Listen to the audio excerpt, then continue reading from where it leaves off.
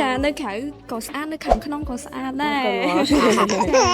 ដោយសារតែខ្ញុំបានឃើញវីដេអូរបស់បងណាពីច្រើនគឺការរៀបចំខ្លួនរបស់បងបែបខ្ជិលខ្ជុលអីអញ្ចឹងយ៉ាអញ្ចឹងចង់ដឹងថា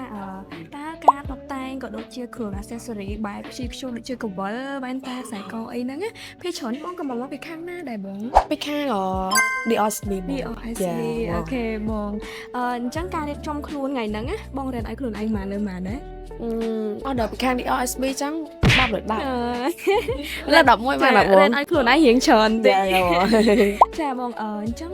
ខ្ញុំសុំ tip បងខ្លះបានទេតាក់ទងទៅនឹងការកំងអីវ៉ាន់តាម app DOSB ចំណេញបែបណាអីចឹងណាបងចំណេញថងយើង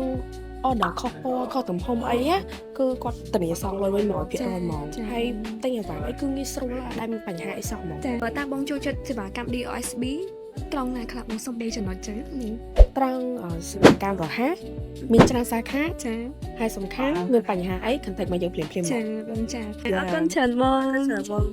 ង